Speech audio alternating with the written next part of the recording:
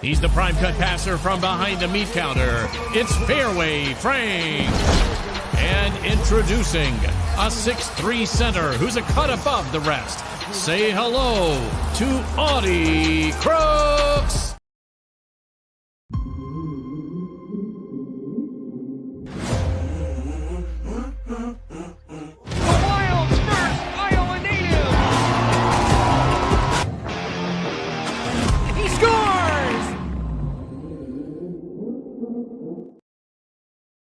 We're back and stronger than ever. TPI Composites is bringing jobs back to Iowa, building the future of clean energy with the power of wind. Wind powers the world, and here in Iowa, it powers growth, jobs, innovation, and opportunity for generations to come. When we build here, we fuel something bigger, a cleaner future, a stronger workforce, a legacy that will last. TPI Composites. We're back, Iowa, powering the world. Iowa Deer Classic, March 7th through the 9th, Iowa Event Center, Des Moines. Now, 3 levels of hunting and shooting gear, land management, outfitters, and more. Big buck and shed contests, seminars, celebrities, archery shoots, family shows. Get tickets, win prizes at iowadeerclassic.com. 2 guys, 2 Chris's, 1 network. Iowa Everywhere. It's time for 2 Guys with Chris Williams and Chris Hassel. Presented by Fareway Meat and Grocery from the Channel Seed Studios. Where? Everywhere. Live and always on demand at Iowa Everywhere.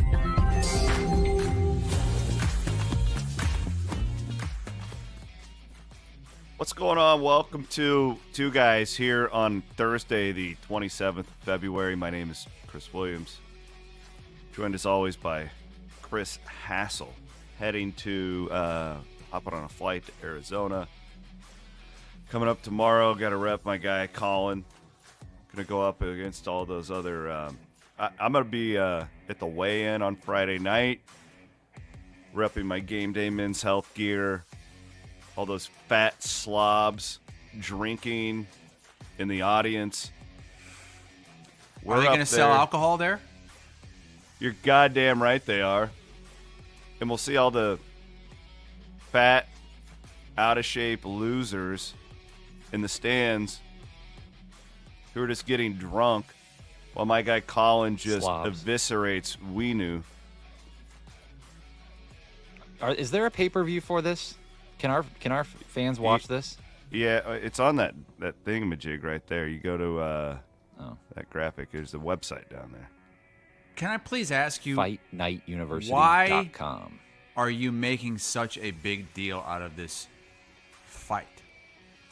They're Honestly, not it's even because real you've boxers. been such a little bitch about it. That's why. That's why. So it's my fault? Yep. I had somebody message me yesterday on X that's actually, he's not just worried about Colin, he's worried about you and your obsession over Colin Murphy. And that it's borderline bizarre. Actually, it's not even borderline. It's bizarre behavior. It's borderline, like, lock this guy up behavior from you. Wow. You're drooling all over this 20-year-old kid, talking about fights, his body and his masturbation habits. That's training. That has nothing. I don't care about what he does sexually, but when he's training for a fight, you have to withhold. I'm just glad that fight is this weekend, and this is the last time. Oh, God, we'll have to talk about it on Monday, too, won't we? $40 to get into this thing? Yeah, the place cost me probably $64. What, you paid to get in? I thought you were like the ring master or whatever the hell. I don't know. That might. I'm gonna be with all the slobs. Front row. Is that where we're gonna have to start? Are we gonna have to start with the slobs stuff from Pollard? I mean, we certainly can. I don't think this is like much of a story. What do you mean? You just said slobs 15 times in the first 3 minutes of the show. That's just. I'm obviously just effing around. Everything Pollard said to this group that he was speaking to on campus. Who was he talking to first? Like, I think it was students like at Iowa State. So they're like a leaders of Iowa State. It's like a lecture series where these leaders get interviewed. Like, so it's not. It's through every the student week government. there's somebody at Iowa else. State. Like I'm sure like a dean does it one week, and Okay. So someone asks him. They do a Q&A, and someone asks him about selling alcohol at Jack Trice Stadium. My take on this is that, one, like, sure, he was very poor with his words in this, but he's saying the same thing he said for 10 years. And I think that this is a guy on the back nine of his career who's probably tired of being asking the same question all the time. You could agree with him or disagree with him, like wherever your stance is on the booze thing. Personally, I wish they would sell it. He's probably just like, you know what? I don't really give a shit anymore. Quit asking me about this. And he's just like put his hands in the air. But you can't call your own fan base slobs. Hey, I'm not disagreeing with you. I'm analyzing what I think is happening here. Like, I think the guy's just like throwing this towel up. And it's so hypocritical because, I mean, this is one of the things that Iowa State fans take pride in is their ability to party, to tailgate. I mean, if he really believes this, why not ban alcohol at tailgates? Don't allow people to go out at halftime and binge drink at their tailgate and come back in. That should be cut regardless. That's Don't terrible. take money from the alcohol industries and tweet out every Friday Iowa State and Bud Light and show fans in the stands with water bottles. It's hypocritical. That's my problem with it. It's you got this Ireland trip, and one of the first things that comes up is all the beer we've got over here in Ireland, and it's going to be a great time. Yeah, I mean, I don't disagree with any of that. It looks bad. It's just I've been around Pollard for so long now. Like it didn't when all those things came out. Like we had all of our text groups going, and it's like, oh, like I barely batted an eye at it. Did you? Were you surprised by not the quote? at the overall message? No. Okay. Yeah. Like I was. My wife. He and I is were saying the same thing. Yeah. My wife and I were discussing the poll quote looks horrible. And if that's all you read, but like if you read, it's like he's been saying this, and you can hate him for it, and I don't blame you if you do. But he just continues to get even more condescending toward his own fan base. Yeah, he's digging in. I think comments. I went back and I looked at some of the comments that he had in the past, and I found an interview that he did with KCCI 10 years ago, where he called the fans idiots. I remember. They're already idiots. It's basically the same thing. He didn't call them slobs. He called them idiots. That was 10 years ago. Another thing he did in this interview, which we were discussing on the text chain, and I'm not sure if he's said this publicly, but I know this privately, is this is basically the buck stops with the president. And whatever the president wants is what's going to happen. And Pollard said that this is the president's decision. I think he's behind it 100%. But I also think if the president were to say, you know what, let's have alcohol in the stadium, he would say, okay. But I think he digs in so hard that he loses sight, or maybe he just doesn't care. I don't know of how this comes across at this point. I don't think he cares how it comes across at this point. Why not? I don't know, but if he did, he wouldn't just be so boisterous with it. This is the interview from 10 years ago to KCCI that Van Wink's just honestly done. I get to look at the I call them the call reports, but the police reports after games, and there's enough idiots that do things that you just go, my gosh, what were they thinking? Okay. He's not calling all fans idiots there, though. He's all saying, fans, no. Yeah, he's saying the people who do dumb shit and get arrested are idiots. Yeah. Yeah. And as we've talked about for years on this show and on Murph and Andy, it is statistically proven that those kind of binge drinking incidents and arrests go down when you start allowing alcohol sales in the stadium, because fans don't feel like they need to just piss pound a bunch of beer and maybe even bring in liquor. And we know that happens, you know, and maybe that wouldn't stop it that much or curtail it that much, but people do that because they cannot get alcohol in the stadium unless they sneak it in. No. Or they sit in one of the places that does allow it, which is another hypocritical part of this. If you're a big donor, you're in a spot you can be in a spot that has alcohol. If you go into the north end zone. Peterson's asking, was beer sold at the concert last summer? It was, and it was a disaster. Do you remember me coming back on? It took. It was like they've never remember done it this? before. They turned like every an hour and a half wait. concession. Every concession line that served food during football was serving beer, and it was still a mess. There's easy ways around that. You can But look. Here's the deal. But he's also Williams. He's also saying that this is everybody's drinking Yeah. in a football game. Not every single person is going to want to binge drink for the whole game. Another thing he said was that Jack Trice Stadium just wasn't built for this. Well, what stadium was built for alcohol sales? Jack Trice Stadium is basically a mold of West Virginia Stadium. Mm-hmm. I was there. It's the exact same stadium. They were selling alcohol. Yeah. It was fine. You figure it out. Clearly, he doesn't want to figure it out. Yeah, if they wanted to figure it out, they could. But another thing that makes this all hypocritical is that they are continuing to squeeze fans for every dollar for whether it be NIL or the athletic department, where you can it's not going to make a huge difference, but you can make a couple $1 million in profit if you sell alcohol at all your events. It's just, that's how it is. So why not, if you're going down all these other avenues to try to get more money? This is the easiest one.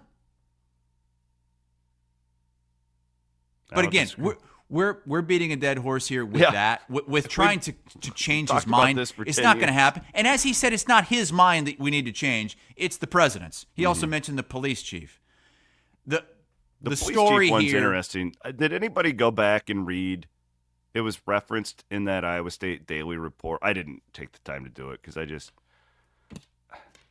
I don't really care at this point because it's not going to change until either there's a new president or whatever. Like, I'm not going to just keep the Pollard comments were bad, but they didn't surprise me because he says stuff like, very, it's just kind of who he is. You can love or hate him. Well, I guess my point is, did anybody actually read what the police chief said, Matt, in that Iowa State Daily thing? Because it was linked that the police chief was in that same session earlier. He was part of the lecture series, so he spoke 3 weeks ago in the same series. Was he asked about this? It says Iowa State Police Chief Michael Newton spoke in the same series on February 4th about underage drinking violations and their population around campus, including big events like tailgating and football games. He wasn't quoted in this story, but yeah. So I don't know. I here's what I care about: not letting people go out to their cars at halftime. That pisses me off like crazy. Yeah. I hate that. It takes away from your home field advantage. Yeah, whatever you got to do to eliminate that, I'm good. Sell the booze. That is detrimental to the team. And at the end of the day, we all care about if the team wins games. And I have seen so many times in my 20 years, Iowa State be dead to start the third quarter. And maybe not, but there's got to be something to it when the crowd is half there. And it happens over and over and over again. Another and thing now Pollard I'll get hate said, mail for this because people love doing it, but it's because they don't have not nearly as many people would want to do it if they could just go to the concession stand at some point and get a beer. I mean, but another thing Pollard said was that he doesn't even believe that the majority of Iowa State fans in the stadium want to have alcohol sold. So I think, and I don't spoken with that Jamie about this, well, I think what he is referring to, and I don't know how accurate it is, what he's referring to there, he believes, right or wrong, that the Twitter crowd and our crowd, all the fat slobs that watch our show, do not represent the people who actually pay for tickets and are going to games. That is, I believe. It's not a 100% a mirror image. No, there's what a he thinks. Well, that's true, but you can't say that the majority of people don't want it. Van Winks put out a poll at Iowa Everywhere. When did you put that out? Last night, and it's 73%. 73% yes, 27% no.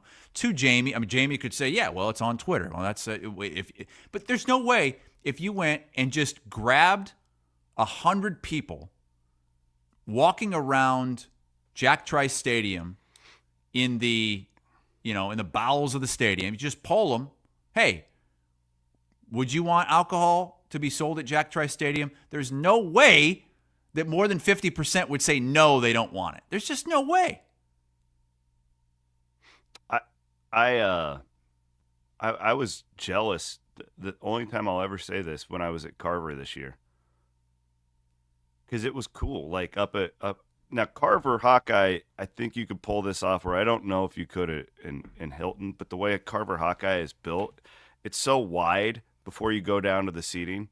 Now it was almost like a little bit of a sports bar atmosphere in there about an hour and a half before that game. And it was kind of cool. It was kind of a cool feel. Now, granted, it doesn't matter if you sell booze when your team isn't any good and all that. Like, it all comes down to the team, right? Like, in my mind. That's why the third quarter thing just drives me crazy, because it's like, you're hurting the team. Like, stop letting these people go out to their car. And what does Pollard think they're going out to their car to do? Oh, yeah, he's not naive to that. They're out binge drinking. So why does he allow it? He doesn't care if it's in the parking lot as long as it's not in the stadium? I don't know. I can't answer that for him. But that's one of those things, the old school Iowa State people, and this is where I don't necessarily fit in.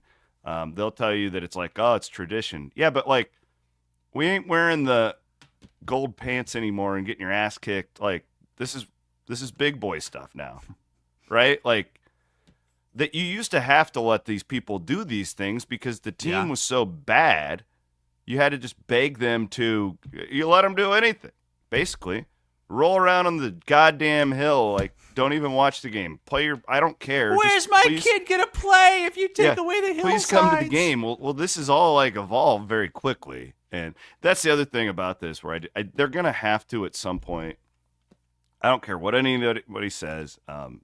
Jamie's got a couple years left before he retires. Are you serious? You really only think he's got 2 years left? I don't know. You think he's this close? How old is the guy? 60? Maybe 55? He's going to stay long. I don't know. 60. Yeah. I mean, he could retire whenever he wants. You know better than me. You know him personally, and you talk to him a lot more. I don't see why he doesn't have at least 5 years job. left. I don't think Jamie's like going to go off and take another job or anything like that. Point is, I don't even, where was I going?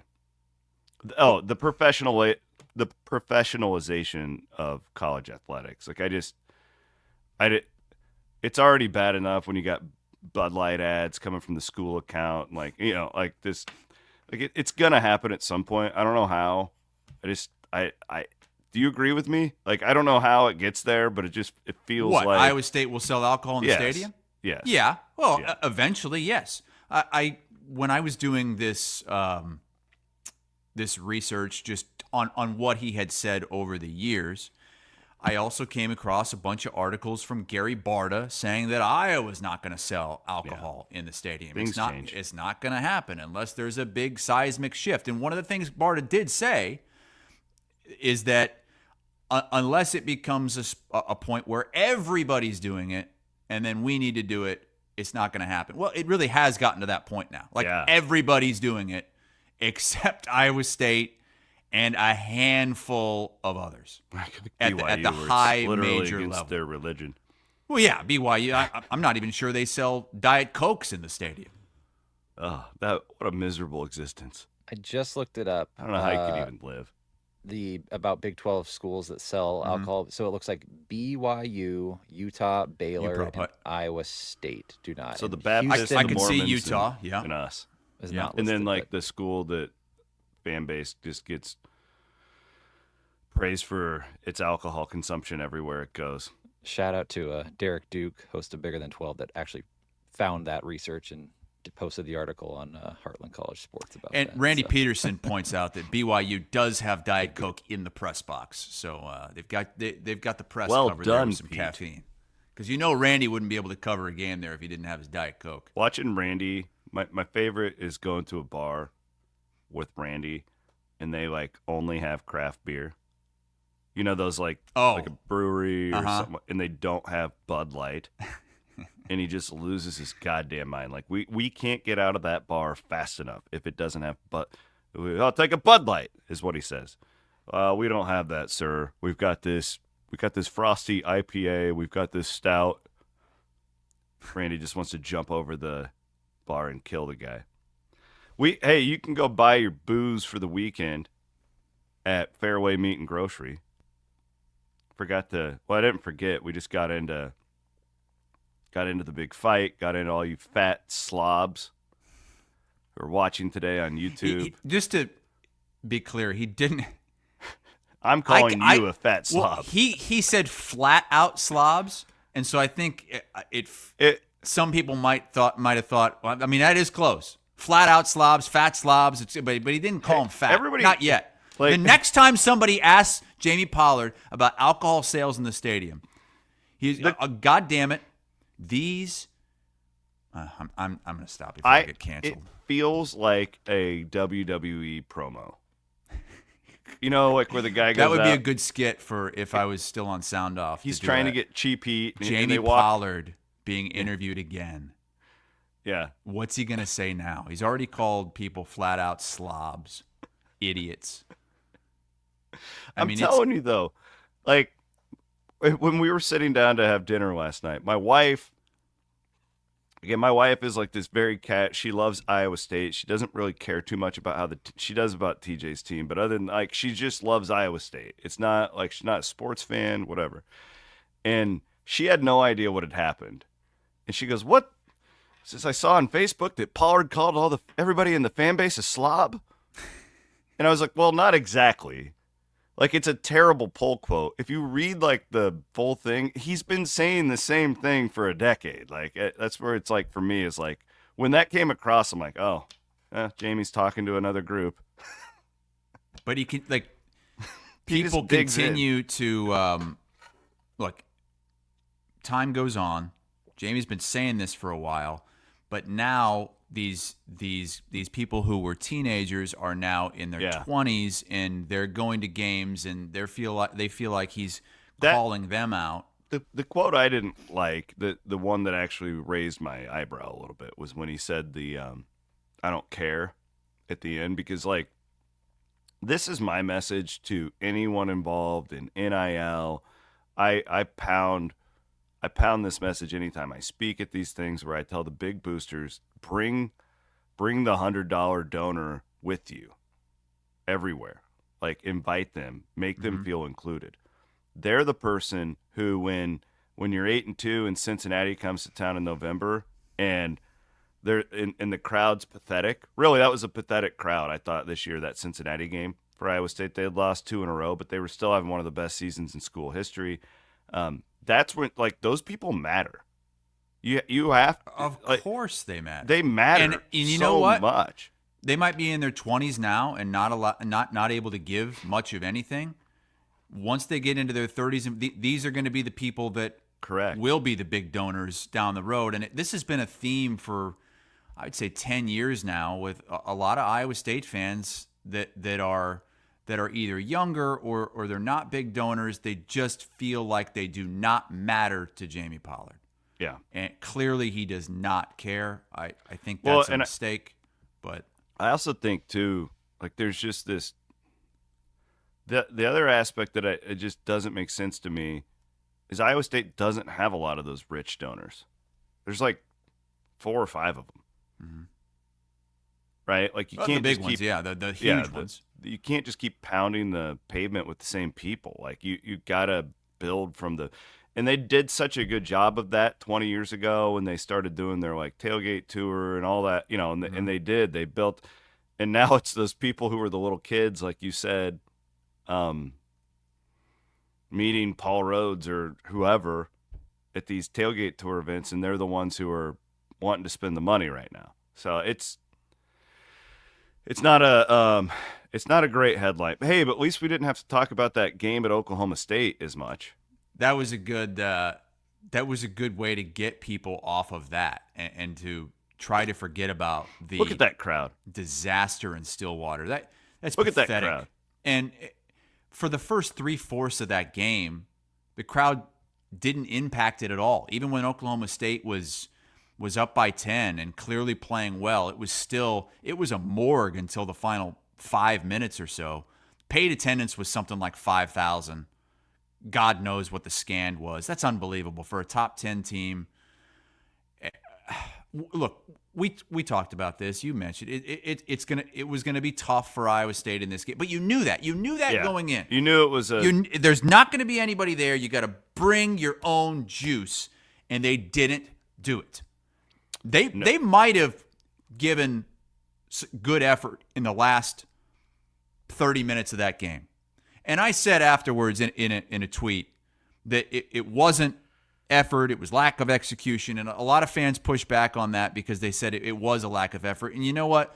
I'm willing to say, yeah, first 5 minutes, first 10 minutes of the game, yeah, it probably was, and that's what cost them. Like, I thought they were giving max effort in that second half, but it was the way they came out in this game and dug that early hole, and Oklahoma State started feeling like they could hang. That was the big problem.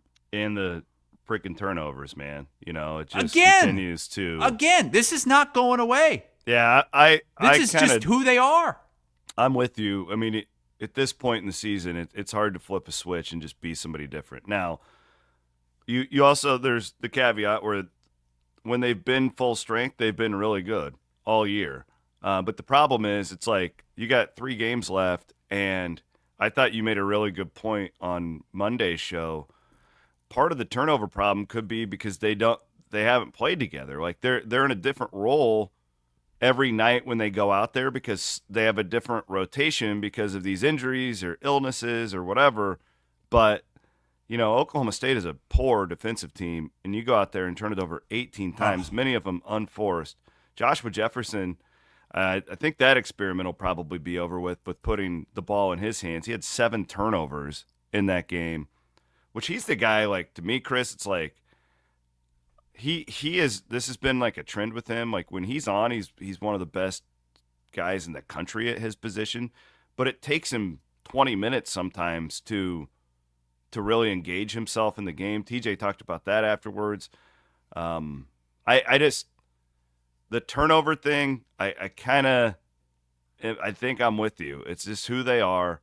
They have a much higher ceiling than they have had in the past, but they've proven now multiple times where it's just like if you go out and turn it over 18 times in a 13 or in a 3-14 game, I mean, you could lose in the NCAA tournament. There's no doubt. And you don't have that like top 5 defense to fall back on, which these Otzelberger teams have had in the past, because it used to like, yeah, you had to hit shots, you had to do certain things, but you were always going to hold the other team to in the 50s. Right. Well, now you're playing more possessions because you're playing at a faster tempo. You have more talent, and you're turning the ball over more on the other end. So there's just a lot more disparity in terms of what like a baseline for this team could be every time that they go out. How about the fact that Nate Heisey was the best player on the floor for Iowa State in that game? Who would have and that's why you lose, though. Like, he can't be your best player. He can't. He just can't be. And like he's playing better, and props to him, but he can't be your number one guy. Jefferson, when he got it down low and he tried to score, he was great. It's just, they got into some of these offensive possessions, especially when they were knocking on the door. They were right there. They would get it within 6 or 7, and then they just start like flinging the ball around, and it looks good, and you're making Oklahoma State move, but with every pass, there's more of a chance that you're going to turn the ball over, and then it hits Jefferson's hands, and then he throws it out, and then that's it. Or it hits his hands, and he doesn't catch it, and I almost feel like this offense would be better if they made a rule where, okay, let's try not to pass it more than 2 times in one offensive possession. Let's not go around the horn and try to play Hoosiers high school basketball, because I feel like a lot of turnovers are coming from that.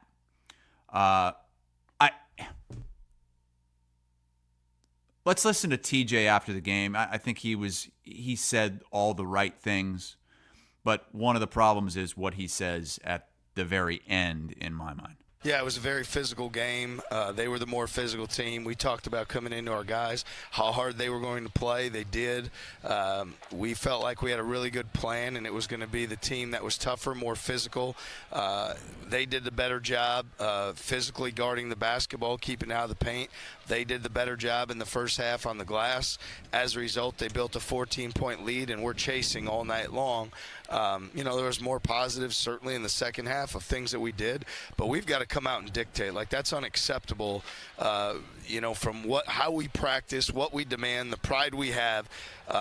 Credit to Oklahoma State. They did a good job. Unacceptable on our end to not come out and be the tougher, more physical, more aggressive team. That's not going to happen again. So at the very end there, that's not going to happen again. Now, I don't know if TJ has specifically said that earlier on in the year. I'm just going off of what I would think as someone who watches this team and as fans would think. I would think that you would think that after the Kansas State game. Like, you lose by 19 he said at something home. similar to that after that game. Like, that can't happen again. That shouldn't happen again. That won't happen again. And then it did. To Oklahoma State. So can we really believe that this team is going to be able to move forward, be better for this? Yeah, I don't know. To me, do you want my optimistic view? No. I want your realistic view. Well, so it's kind of like they better be sunshine and rainbows. If they're healthy and they can play together, like you said, now they need a couple of games in Kansas City. Frankly. The other thing is Williams, after the game, he said, can be? That's Gilbert, there's no timetable for Gilbert. Yeah. I think he'll play on Saturday, but God, I hope so. But my whole thing is just, they haven't been all year. They haven't been. So the optimistic point of view here is that if they can string 5 games together, get hot, they're going to be just fine. The upside for this team really hasn't changed. The realistic point here is that, man, you're putting a lot of chips in the table there, right? That you're going to land on red here. Well, yeah. When's the last time we've seen them string 5 games together like that? They had the 4-game winning streak against terrible competition. Yeah, those teams that doesn't suck, count. Though. Yeah, and then somebody keeps getting hurt. It's just been one of those years where they haven't. And I do think that that's part of the turnover deal. It's every time you go out there, something is different in People the lineup, playing different roles. Yeah, so it's God, what do you have to do? And listen, this BYU game coming up, you got Arizona. Don't look past Arizona. No, I know, but I'm saying I think we all kind of had penciled in win BYU. I think everybody was taking the Arizona game super seriously. You could lose any of these next 3, could lose all 3 of them, could win all 3 of them. That's what's kind of fun about this team, but that's not the position anybody wanted them to be in at this point. What do you think they do in the next 3 realistically? I think they win 2 of 3. Well, if you're going to tell me that Keshon Gilbert is going to be back, I don't know, but I think he'll play on Saturday. If he's going to be back and healthy, I think that they'll win 2 of their last 3 games. All right. And I think that will put them on the 3 line. I think they'll end up as a 3 seed. I think the only way now you get to a 2 is if you win these last 3 games. For the record, Lenardi, I think in his latest, had them as the first 3. So they were 9.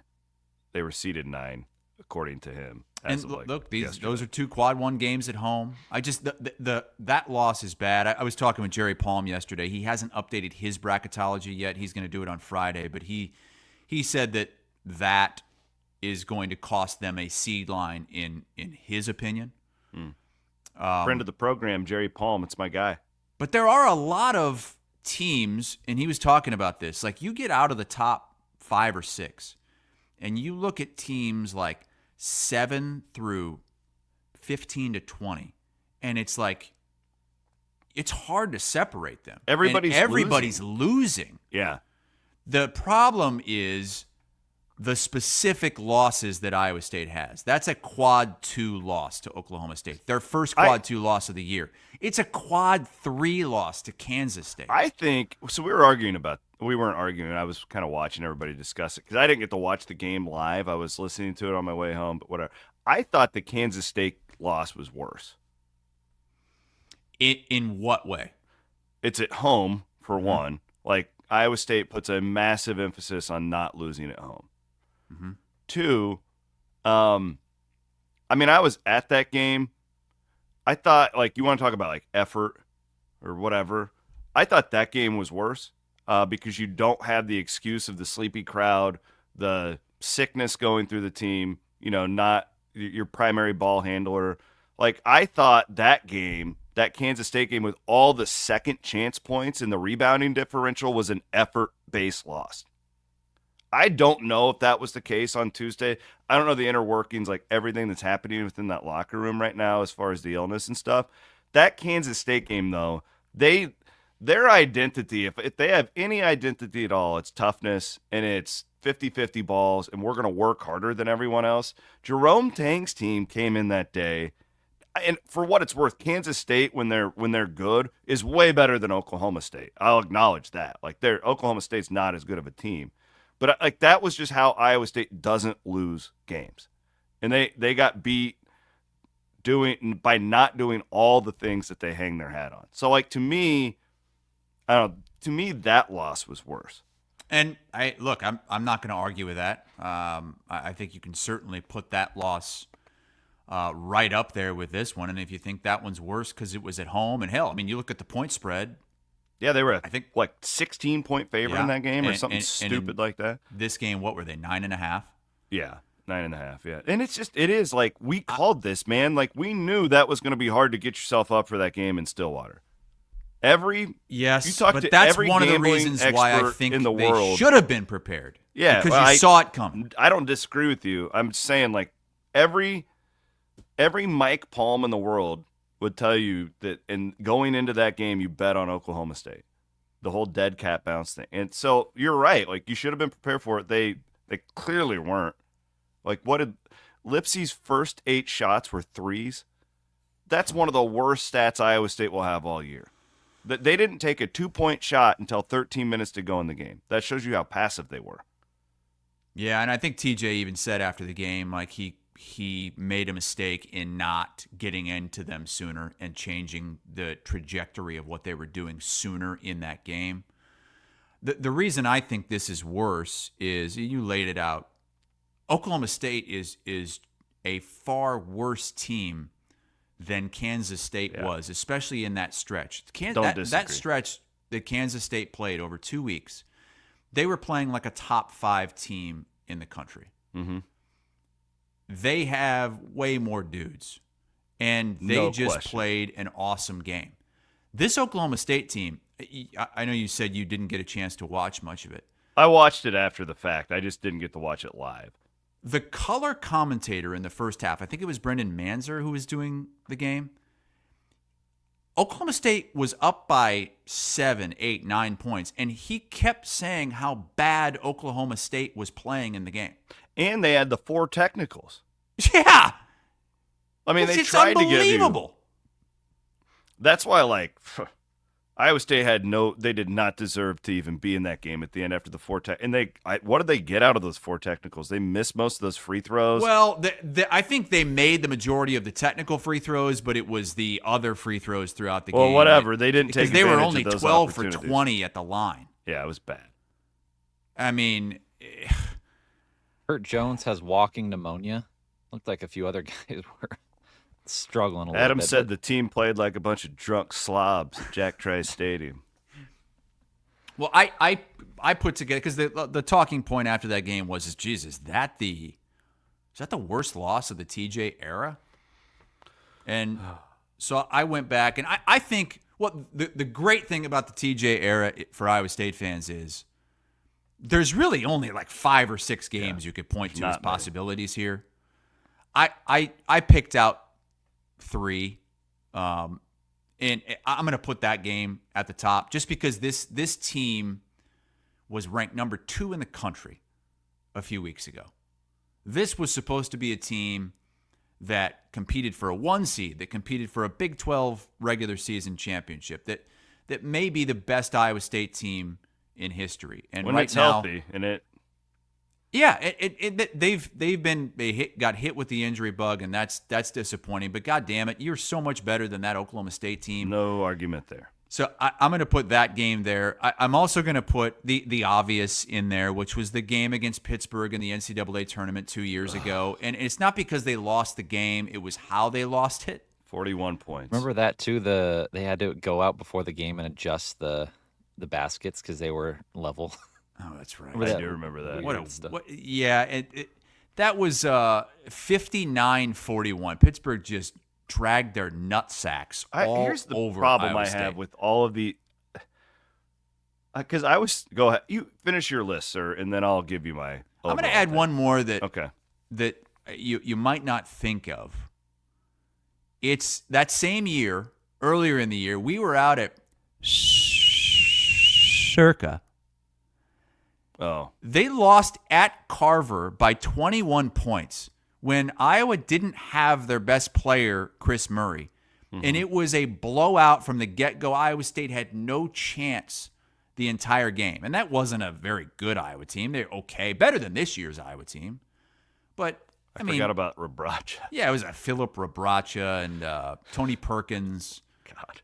But I remember when we were going into that game, we're like, what? Chris Murray isn't playing in this game. Iowa State's going to roll.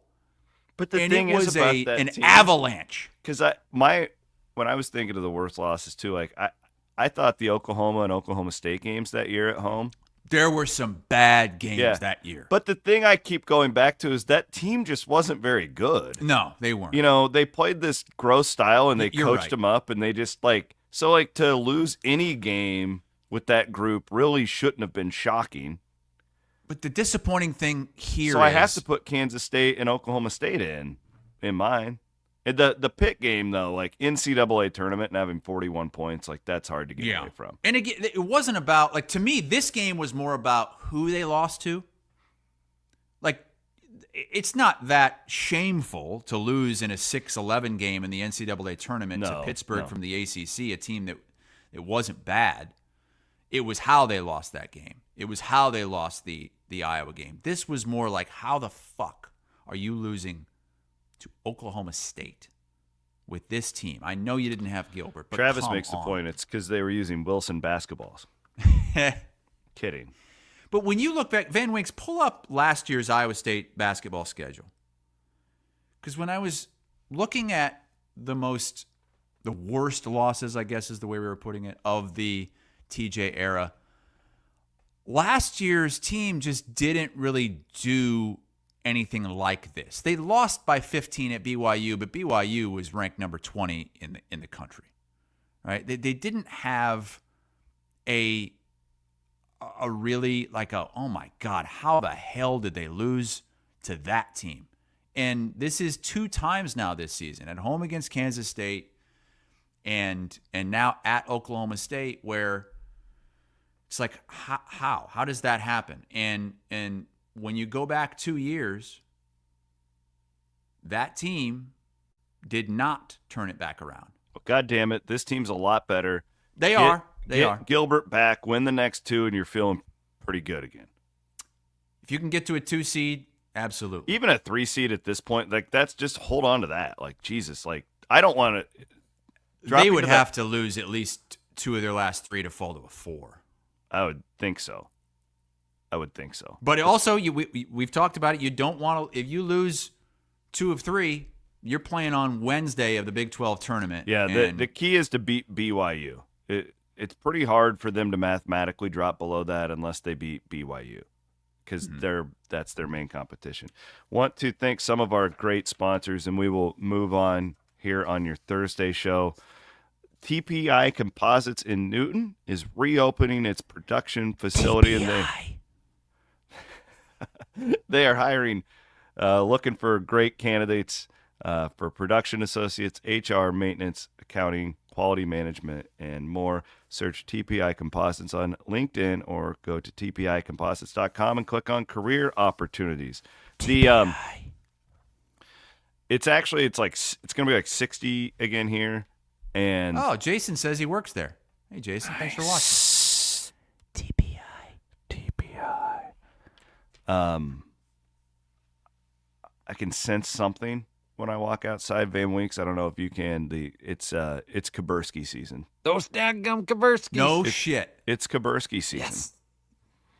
The Those leaves mowers are, starting to fire up. it's going to start to green up here real soon. Hell yeah. Those dadgum Kaburskis are going to be roaming the neighborhoods, fertilizing lawns, planting their new seed all over your lawn. Actually, you do that in September. You seed in September. But it is Kaburski season, so if you need some lawn care, you need the good stuff. I actually had the Kaburskis come out and do some winter stuff for me. They, they came and they trimmed my hedge. Your bush? They're trimming my bush. Those dadgum Kaburskis, remember them for spread that fertilizer. Yeah. KaburskiBrothers.com. And then, so this is hilarious. So, speaking at a channel seed, I'm speaking to seed pros on Tuesday about like branding and advertising and all that good stuff. And out of nowhere, in the middle of my presentation, I hear from the back of the room somebody go, "Freedom!" Some guy starts singing the Freedom Tire jingle. Was he singing it like the priests? Freedom.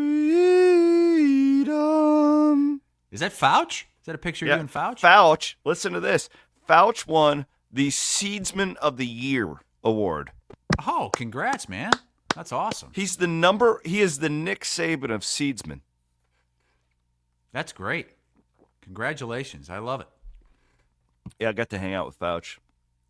It was a damn good time. Thanks to Channel for having us out there. Liebel was out there. Good buddy Chad Winterbore. Bloom was out there for a little bit. So yeah, it was a fun day and got to hang out with all of our friends at Channel Seed. And yes, remember Freedom Tire as well. I thought that was hilarious that some guy just randomly is singing the Freedom Tire. We have the best listeners. Allegedly, somebody jumped Scott Sipker at Fareway and told him to be nicer to Don Hassel. Jonathan in our comments. So Sipker sent us a text last night saying, I was at Fareway and somebody came up to me and told me I need to be nicer to Don Hassel. And Jonathan chimes in our comments on YouTube that it was him. Ran into Scott Sipker last night. Thank you, Jonathan. Good job, for Jonathan. Doing the Lord's work and trying to get Scott to embrace my dad. It's really disappointing to me to hear that those two didn't become fast friends. I thought they would if they met each other, because that's how it was with me. Like, I wasn't a big Scott Sipker fan. Well, nobody's a Scott Sipker fan until I met him. I'm just kidding. I love Scott. When I would hear him, like when he was first coming on the scene, right after I left Des Moines. I didn't know. I wasn't sure. And then I met him, and he's really not that weird of a guy when you meet him. He's a very nice guy. You don't agree with that? Oh, he's a very nice guy. I love him. He is very weird, though. He kind of fits in with you and me with the weirdness thing. We're weird. Yeah, I mean, everybody's weird in a way. Scott's weirder in different ways, playing Dungeons and Dragons and what have you. But I heard him give his side of the story on Overthinking on Monday with Mackenzie, and he laid out a pretty reasonable point that he saw my dad hug you, and then he went up to shake my dad's hand. Yeah, Don and I had a really long embrace, and I told him how much I appreciate him and shake his hand. And then Scott said, okay, well, then he went to fist pound him, and my dad wouldn't fist pound him either. So I can kind of understand why Scott was like, all right, well, fuck it. I'm out of here. But Scott is also a notorious liar. My dad fist pounded you too? Oh, yeah. What did he do to your wife? Oh, yeah. Did he see your wife? Yes. What happened there? I tried to convince her to accept the friend request, but Still nothing. What is her deal? Well, they're not friends. Why would she be She actually friends got with mad somebody? at me for fist pounding Don after she heard that he was sick. Oh, my God. Yeah, there was a lot of misinformation being spread around that party that Don was walking around with the stomach flu. So I think a lot of people were kind of on edge. Flu. Yeah. Well, because he came in and said, I don't know what I have. Yeah, he kind of did it to himself. Yeah, he did. You're right. And I feel bad because I called Scott after the party when I heard about this, and I reamed him out. Just reamed him. And now I think it was more my dad's fault. You've heard about the story when Scott and his friend Reed Forgrave, you know Reed? Yes. Where they pissed all over my house. Wait, Scott Sipker and Reed Forgrave pissed on your house? So it was the party of the cinch. We got party of the century? It was the Mayweather-Pacquiao fight. Okay. And same day, Otz's UNLV team upset the number 1 ranked Aztecs from South Dakota State. Never forget that. We had a game watch for Otz's game and then party of the cinch. It was the same day as the Kentucky Derby, just a big day. Anyways, no, it wasn't the Kentucky Derby. There was some other sporting event going on. Whatever. Anywho, so Sipker, he likes the fights too, right? Like, we like the fights. Scott and I watch UFC together quite a bit. And he's like, hey, can I bring a couple of friends over? And sure. The party of the cinch ends up, there's like 50, 60 people in my basement, and it's a goddamn disaster because Cameron is like a baby, and my wife's pissed, and like whatever. Well, my mother-in-law is like rocking Cameron. Something's going on, and she hears what she claims to be the nice Iowa guy yelling to somebody in the bathroom, "You're pissing all over the floor." Well, there was just piss I think everywhere. I have told this story before. Somebody just shot it all over our bathroom. Wait, why was Scott in the bathroom with another man? Well, so this went on for years where Scott wouldn't admit to being there, but there was one alias, and it was my mother-in-law, and she heard that, quote, nice Iowa guy yell, because he's, Scott's pretty hot at this point. He's viral. He's on TV all the time. That nice Iowa guy yells, "Hey, you're pissing all over the floor, man." And they're high as a kite. These guys are completely degenerates. Well, it was, it has been admitted finally that it was Scott and Reed Forgrave. It was Reed Forgrave who pissed all over my house. Matt says he was there. Yeah, you remember Matt, I was a witness to this. What happened exactly? I was waiting to go in the bathroom, and those two were in there. Why were two men in the bathroom at the same time? Were they crossing streams? Playing swords, maybe? I don't Everyone know. was drunk. It And was high, not apparently. Does Reed Forgrave know he's been outed as someone pissing all over your walls? Oh, yeah, Reed knows all about this, yeah. Probably get a text from him later. Oh, my God. Wait, what did your wife do? Oh, she was so mad at me. Because I told her, like, this was one of those deals. Yeah, a couple people are coming over for the fight. Oh, okay. That's why my in-laws were down there, because my father-in-law is a cool dude. He wanted to watch it with us. I'm like, yeah, come on down. Well, this turns into, Scott brings 5 people. I remember, like, Walters was like, hey, you still getting the fight? And Walters brought a bunch of people, and Bloom brought a bunch of people, and Matty Van Winks is there. Ross was there. Like, we had a huge crowd. Like, all these KXNO people at the time are there. And then it's just shenanigans. Yeah. Do you want to talk about Iowa basketball? Not really. Bloom gave me a tip real quick. I don't know. I'm not even insinuating that Iowa will do this because I don't think that they will. See, you noted in our rundown 5 high major jobs are already open. Mm-hmm. Bloom is hearing in the NIL. He talked about this on Cyclone Fanatic yesterday. In the NIL world, so there's this deal where there's like a cutoff on July 1st where these collectives just have to burn through all their money before it goes over to the schools, Why? right? Why? Because they're not associated. Yeah, because what they're doing. But they're still going to be raising money after that to pay the players. Not necessarily in all cases. What are you talking about?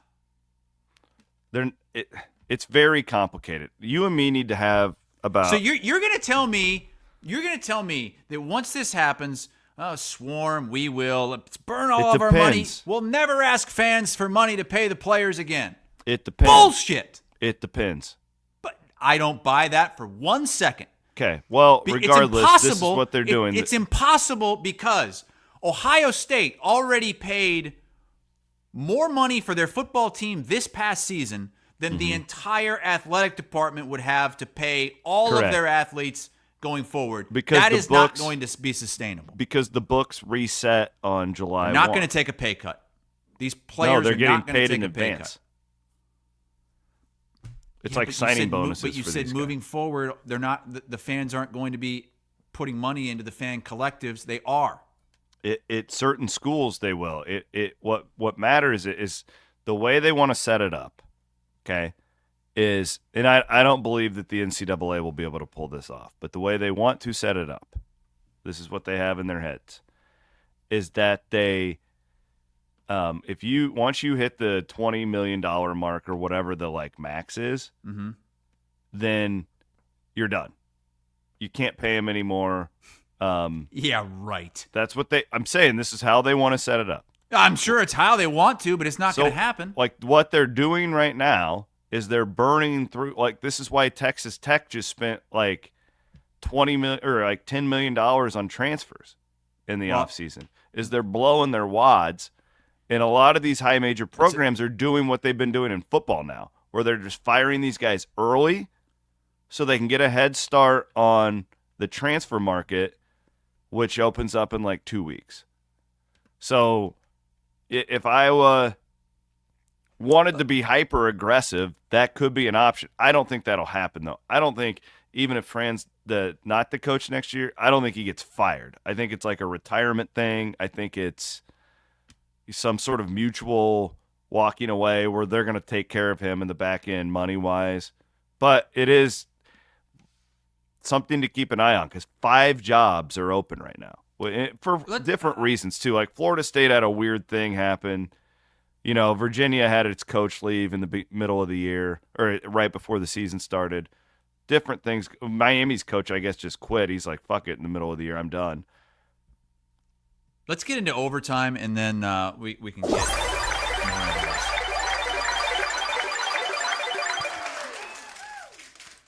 Presented by Wild Rose Casinos. I like roses. In Clinton, Emmitsburg, and Jefferson. Matt, what do we have coming up entertainment-wise at the Wild Rose Casino? David Anthony coming to Clinton. I mean, we talked about him, that comedian, magician. Looks like he hypnotizes people. So I would never. You're into that thing? I would never allow someone to hypnotize me. That's Friday. What if they did it and you didn't know it against your will? Well, I would sue them. It's not that's taking advantage of my body. My body. Standing Rub Hampton. it all over my body. Standing Hampton coming in July. Who the hell is Standing Hampton? They look awesome, man. That looks like a good time. Over 25 years. They've played That guy's 1,300 pink. gigs. He's got them pink sunglasses on. That looks fun. All right. Wild Rose Casino. For real, you guys will not. If you want to do a guys trip for the first and second day of the NCAA tournament, go to the Jefferson, get a hotel room, and go to their sports bar there, the DraftKings Sportsbook. It's incredible. It is so much better than any other sports book in Iowa. It's freaking awesome, and the food's great there too. All right, so put some odds on this, Williams. If we're talking sports books at Jefferson, you're setting the odds. Fran McCaffrey, Iowa coach next year. That he will be the head coach next year. Sure. I would say. Let's go this way.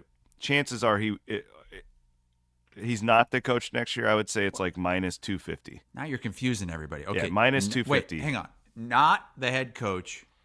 Minus 250. Yeah. So head coach would be around 2-1 plus 200. Yeah, ish. Where would you put it? I think there's a mutual walking away. At least that's how it's presented publicly. I think I would go. minus 400 that he's not the coach next year. Oh, wow. Okay. So you're a little more aggressive. Okay. Yes. I want to get back into what you said. So you said you don't think it's going to be I don't think they're going to say Iowa has parted ways with head coach Fran McCaffrey. I think it will be like what Iowa State tried to tell us when Dan McCartney was pushed away. Like you're giving him the opportunity to resign or whatever, right? Like Fran, I think it'll be called a retirement or something of that nature. If it's a retirement, then Fran would forfeit the money and just walk I don't think away. He's going to do that, but I think they'll Well, find I don't a way either. That's what I'm saying. I think maybe they will meet in the middle. Will present it in a way correct where it's okay, Fran is going to retire. He's not giving up that money. No.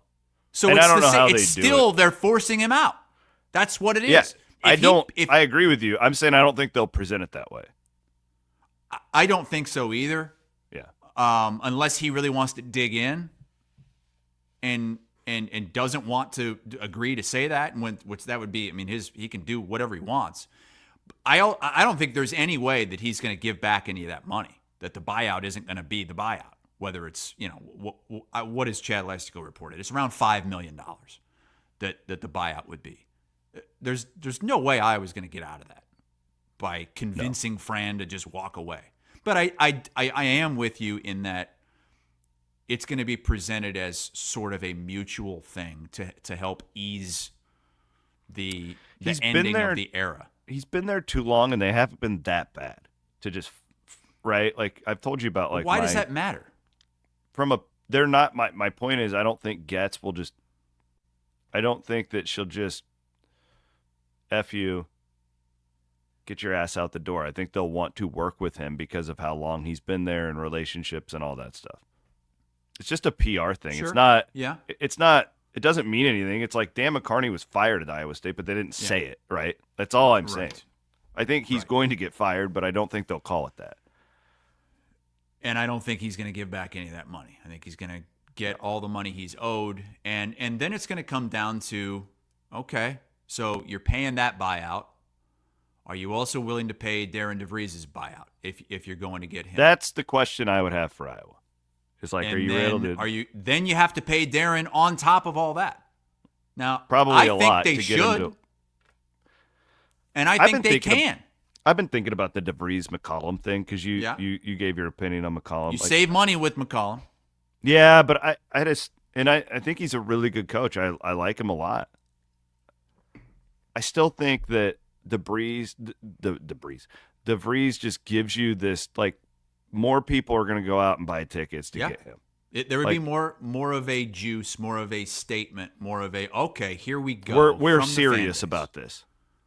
That doesn't necessarily mean he's going to be a better coach than Ben McCollum would. No, but Iowa has plenty of money. Like, don't give me the I agree. money thing if you're That's Iowa. Why I think that money should not be a factor at all. Money shouldn't be a factor, and you make Darren DeVries tell you no because of everything else that he brings. I don't care. Like, even if McCollum is like a better coach, which we don't really know that, but like, let's say he is for the sake of this argument, you still bring in DeVries because of how he will galvanize your fan base that is non-existent. I agree with that. I think that's probably the more savvy move because it's not just about whether or not one guy is a better basketball coach. And I don't know, even though I think Ben McCollum is maybe more of a quote-unquote genius, mad scientist than Darren DeVries, at this point, with this fan base, you got to get them to buy in because you're going to need them to buy in to get some of that money as well. Like, because you're going to be taking a hit with buyouts and all that. You need the fan base to get excited. And, man, to bring Tucker in that first year as well. And you saw what he did at Drake right away. He turned that thing around instantly, just like Ben did. It's a little bit different. Like, it's easier to get guys at Drake and turn that around than it would be at a high major like Iowa in a great conference like the Big Ten, and all of a sudden, boom, you're in the discussion for the conference title in year one. I'm not expecting that at all. But I do think that DeVries has to be the first call, and you have to make a major effort to get him. And if you can't, I think McCollum is the next guy. This is a terrible comparison because it didn't work out. But remember when Scott Frost was moving up through the ranks and you were just waiting for him to be the Nebraska coach? Mm-hmm. Like it was a no-brainer. And I know it didn't work out, but you didn't know that at the time. I've always felt that way with Darren DeVries. Like eventually that guy's going to be the head coach at the University of Iowa. The weird thing about it is he just went to West Virginia. I know, but he got things going there. Is he a guy also that would leave a place after 1 year? I don't think that's his personality. What? From people to just hop. Like, I don't think he's going to want to leave after a year. But I also think that Iowa job, how often is this going to be presented? Like, this might be the only time this Iowa job opens for the next 15 years. Iowa keeps coaches forever. Mm-hmm. Like, if they go and hire McCollum, when's the Iowa job going to open up?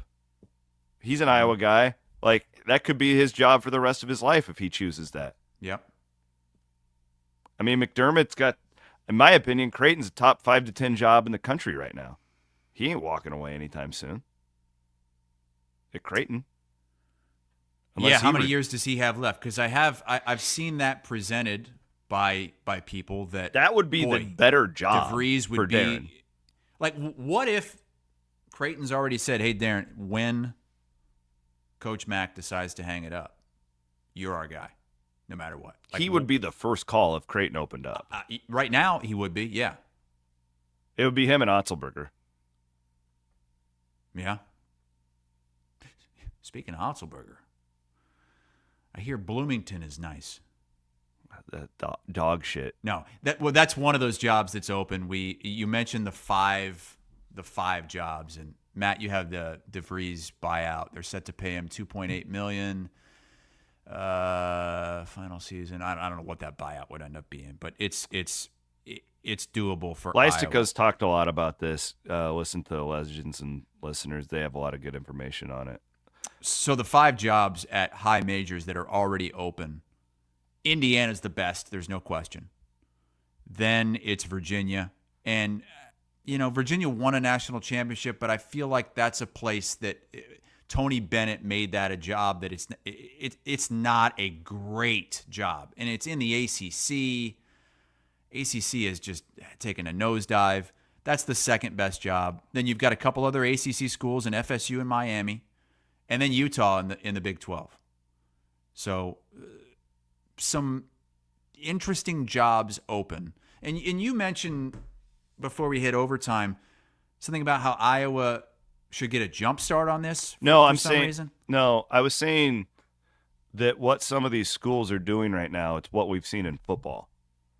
Where these guys are getting fired now in the middle of the season compared to back in the day you never saw that. That's like what Utah's doing. By firing Craig Smith when they did, they're going to get a head start on the portal. That's the whole point in firing a guy early now, where that didn't exist 5 years ago. Well, so you're going to see a lot of these jobs opening up because of that, and they want to move quick.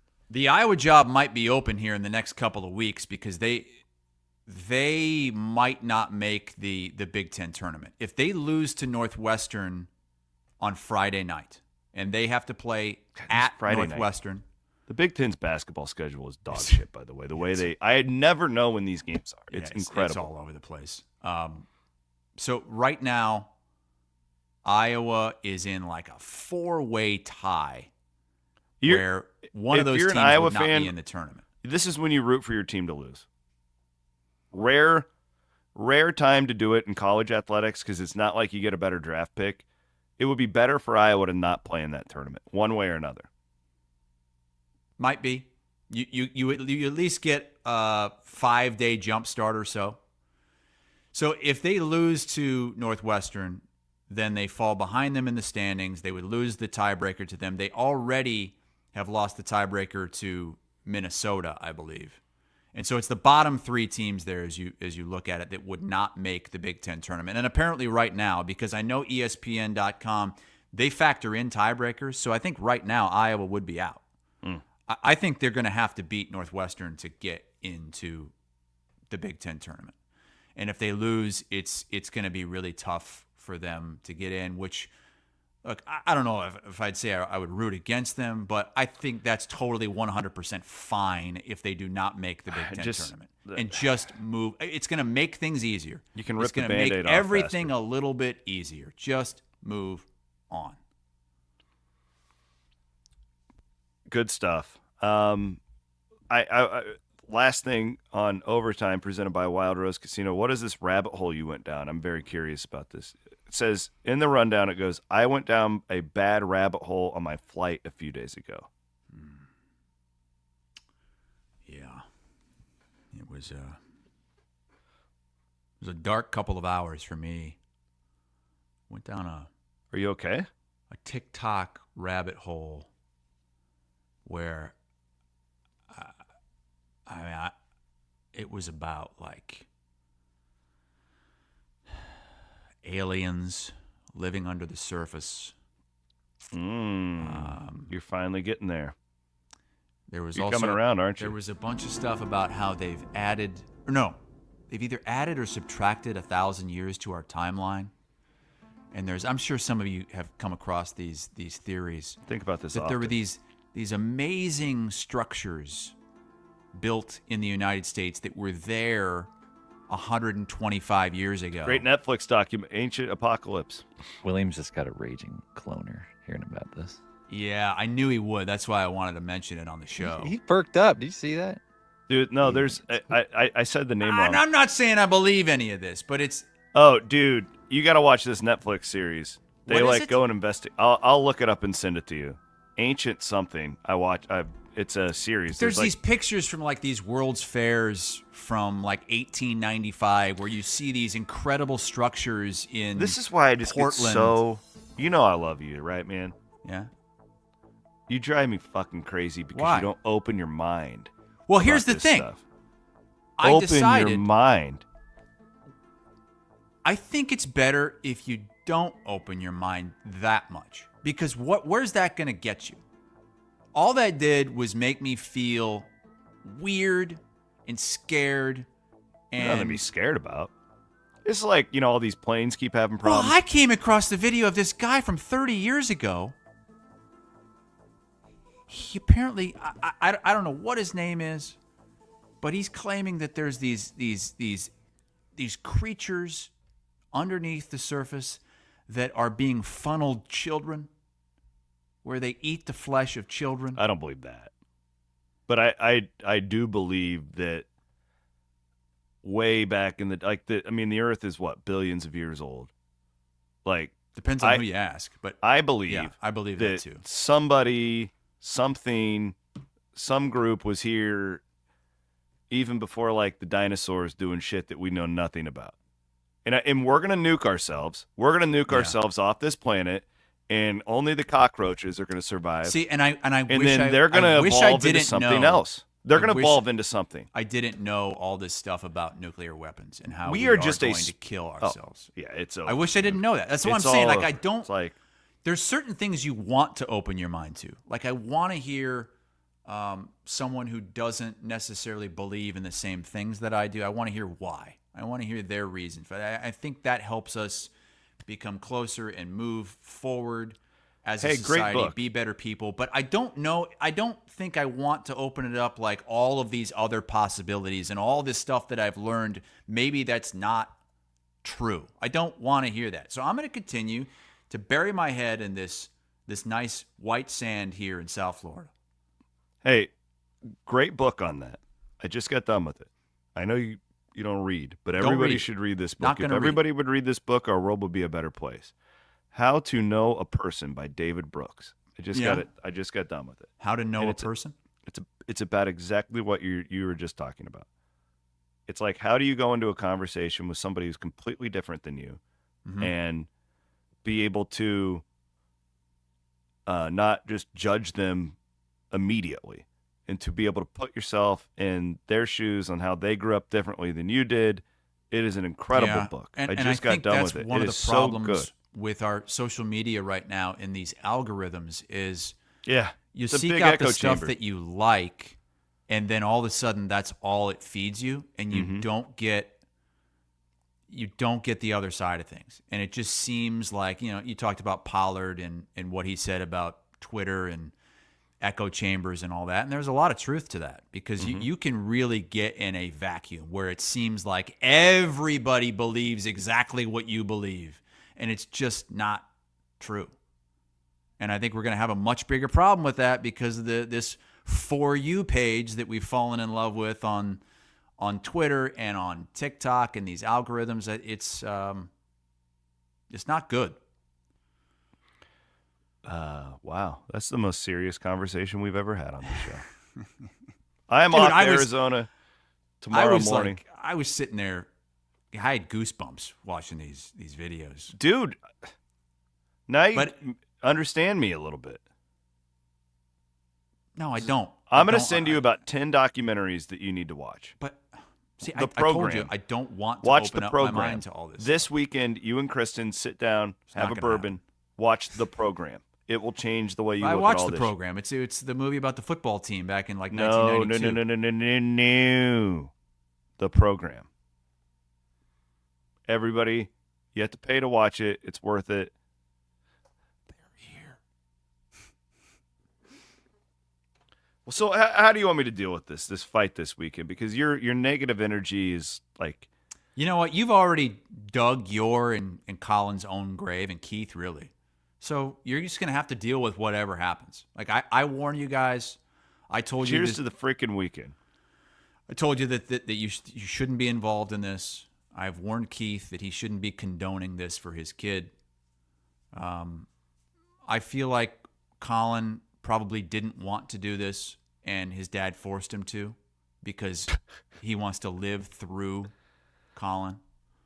I'm disappointed in you guys, but you're disappointed because I'm going out to support this young man? I am. There's nothing I can do now. I hope these kids are making some money off this, what they're charging people to get in. Jeez. Colin is from Game Day Men's Health, his sponsor, and Kelderman Manufacturing. My guess is they got some sort of free training. They did. They got free, but they're not going to training. make any. Cool. Like he's going to have brain damage the rest of his life, and they're not going to pay for his. I'm sure he is going to have to sign a waiver, like a death waiver. Do you think I should wear like an insane? Because I'm all teed up, right? I've been. Of course, yeah. I'm very. Should I wear like an insanely like tight muscle shirt when I'm representing Colin there, and just be like as intimidating as possible? I picture you being like that guy. I think his name was something Hart, and he would have the blowhorn when he'd go out with the wrestlers. You know who I'm talking Jimmy about? Hart. Jimmy Hart, yeah, the sunglasses and the blowhorn. He was just wear all black. Just wear all black. Black shades, black hat. The man in black. We'll send you a picture. We won't. I'm worried about this. FaceTime I'm you, also 'cause worried about you guys getting us canceled. Because why would you think that me and Kelderman could do that? I mean, I have no idea what would make you think that could be an issue here. And God knows how Keith is going to be, because he's so fired up about this. I feel like he's going to go out there with his shirt off and a painted chest. There is no event that he has been more excited about than this. And I'd hate to see when this thing goes south how you guys are all going to react. March 7th from 4 to 7, our friends at Lonely Oak Distillery are going to get spotlighted at Wall to Wall. Matty Van Winks has been over to Wall to Wall. He says it's incredible. I haven't been there yet, but it's cool. It's huge. Yeah, so that's coming up next week, March 7th from 4 to 7. I might try and get out there to that event to support my friend Pat. Yeah, we should swing out there. It's like a mall for liquor. I mean, I've been to a Wall to Wall in like Texas, I think. I don't think I've ever been to this one, but that is it. It's a chain, right? Like Wall to Wall, aren't there? I think so, yeah. Okay, yeah.